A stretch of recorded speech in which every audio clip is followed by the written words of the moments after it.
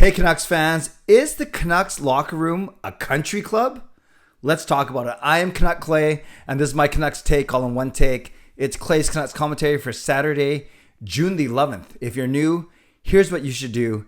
Hit the subscribe button now for daily Canucks insight that's positive, timely, and trustworthy. Hope you're having a great start to the weekend. I'm having some people over tonight, so I'm excited for that. Getting ready to go to Sweden on Thursday with my son Jacob. Getting excited for that.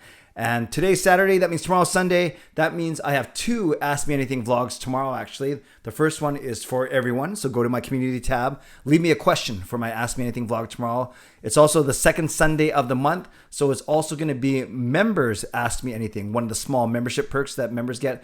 So members, look for your own post on my community tab as well. So ask me a question for that one if you are one of my members. Finally, live stream tomorrow night, 10 p.m.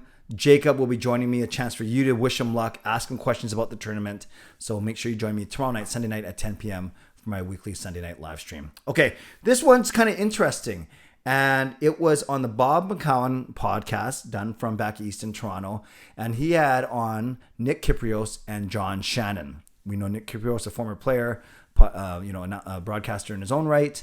And then, of course, John Shannon, who's usually on Donnie and Dolly show, very connected with Jim Rutherford especially.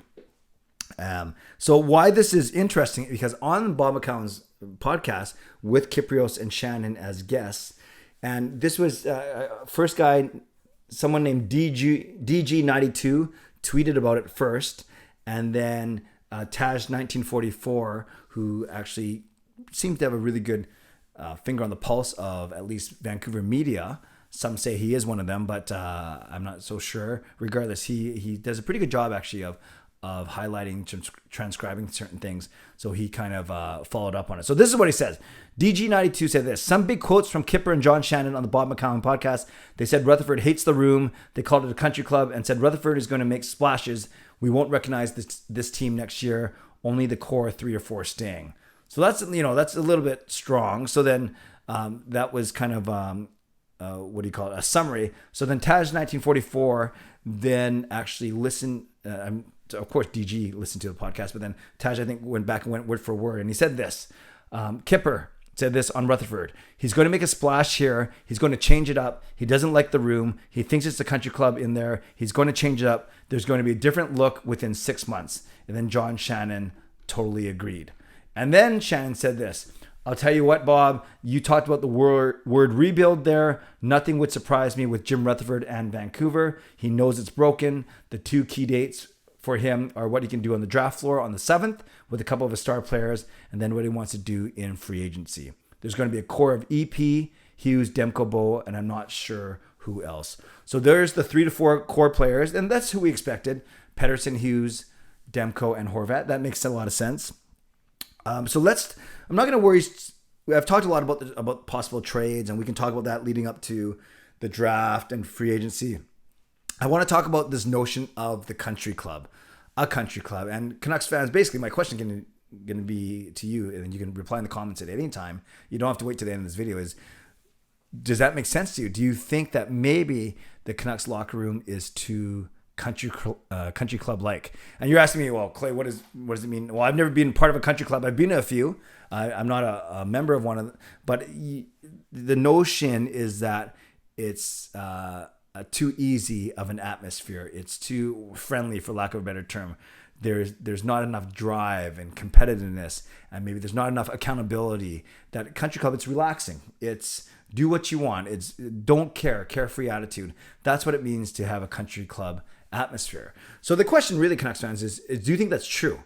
And I'm not trying to start anything. I'm just, like I usually do, I'm trying to react to what is reported out there, and then give you an informed opinion and talk about why it matters.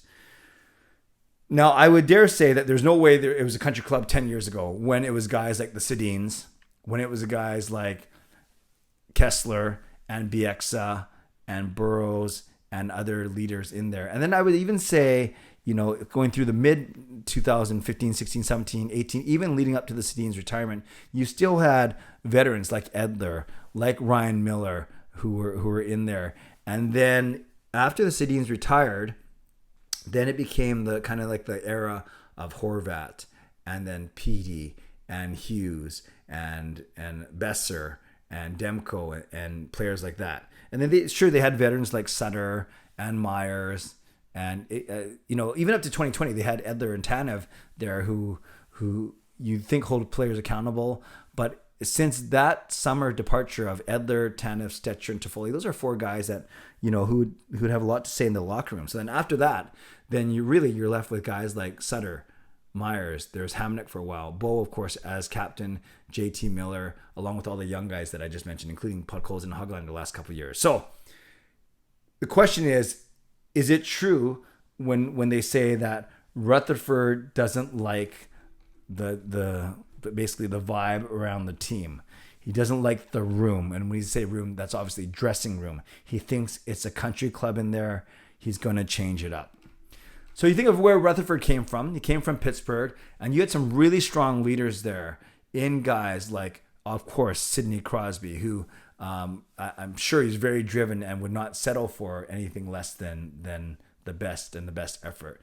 And then guys like Malkin, who I'm sure were well-spoken, Marc-Andre Fleury, Chris Letang, and so on and so forth. So that's kind of where Rutherford is coming from, his experience and his background. So then you think about the Canucks, and if you really think about it, we don't know what it's been like in the room. And remember, 2020 was the bubble season. Then last year, the 2020-2021 season was horrible. That was the COVID year, and that was the All-Canadian division. And we know the Canucks played horribly that entire season, and it just was a weird season. And then this previous season that just finished, 21-22, a bad start under Travis Green, and then a resurgence of sorts under Bruce Boudreau. Now, I had heard during the Canadian division, during 2 seasons ago, that that was trying to bring in guys like Holtby and Nate Schmidt, and we saw those guys were gone after a year. So maybe, and I get it was a weird time to play with no fans and all Canadian division, limited travel, so on and so forth. But we heard rumors and we heard suggestions that the dressing room wasn't cohesive. And just because you're not cohesive doesn't mean you're a country club. But I think it goes to say that maybe if you're not cohesive, if you're not unified, then maybe you're not all driving towards the same goal. You're not all moving in the same direction, and you're not holding each other accountable. If you don't care, if you have one foot out the door, then really you're not going to invest a lot in your team and your teammates, and then you won't hold each other accountable. So I could see that was maybe the case in last season's, the 2 seasons ago, the Canadian division. Then this previous season, I think maybe that could be true as well. Under Travis Green, it was a miserable first start of the year, the first 2 months. So I could see why guys maybe weren't invested, and they were playing like it. And then even when Bruce Boudreau came in, because of his good attitude and his players coach type attitude, we see it in his press conferences. Maybe, and we've heard suggestions that Rutherford and Alvin maybe thought he wasn't professional enough. That's not confirmed. But maybe there's a bit of truth there too, in that Boudreau, it's not like he made it too fun or too easy, but that he did indeed, the dressing room culture wasn't conducive to maybe holding each other accountable, to being really tough on one another, and to really make sure that you're all pulling the rope in the same direction. Now, Pettersson and Hughes and Demko, those are really skilled guys for sure. And I'm sure those guys are driven to win, but I'm not sure how vocal they are in the dressing room, quite frankly. I don't know about you. I can't see Petey and Hughes standing up and commanding the respect of everyone just yet. I think they're going to get there. Remember, they've only played a few years each, but maybe they're not there yet. Maybe Besser is still in the same place, soft-spoken, likable, but is he the best leader? Will he hold people's feet to the fire? I think Horvat is getting there, and I'd like to think that Horvat is well respected in the room, but maybe Horvat's not the biggest culture carrier either. Or if he is, maybe that's not the culture that Jim Rutherford wants. I could see like a guy like JT Miller might be the only one that I can think of off the top of my head. Maybe Luke Shen a little bit too, who veterans who have been there. Pearson maybe as well. But even Shen and Pearson, we don't hear or see a lot about them in the media, so we don't know how outspoken. Miller, we just know that he gets grumpy sometimes. That doesn't mean necessarily that we think he's a good leader, and we think he's one guy who could hold players' feet to the fire.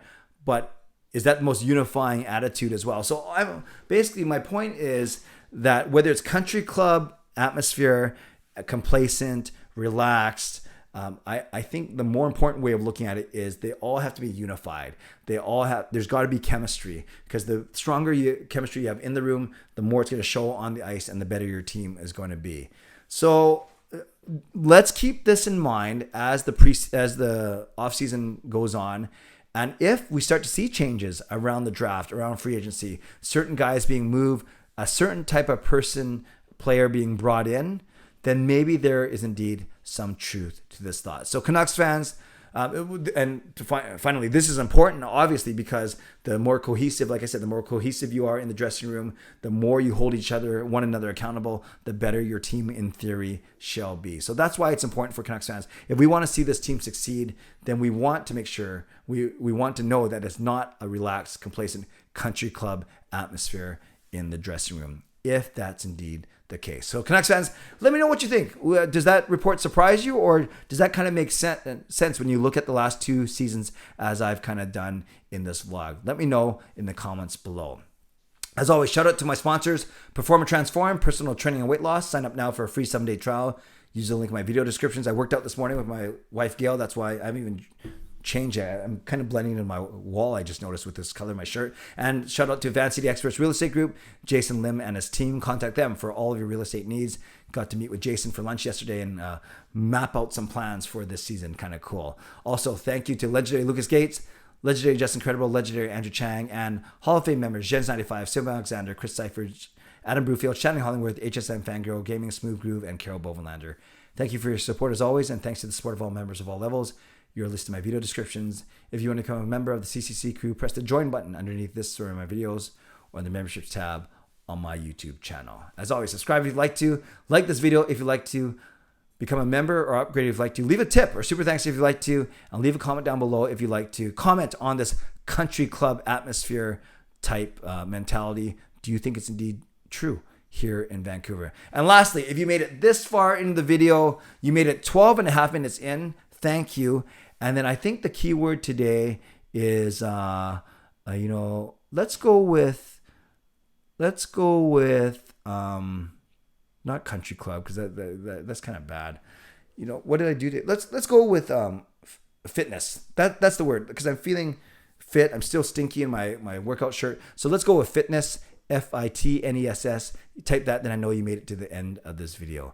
Okay, friends, stay safe, stay healthy. Take care of yourselves and take care of each other. Go to my my community tab and leave me a question for one of my Ask Me Anything vlogs tomorrow. Stay safe, stay healthy. God bless, and go Canucks go.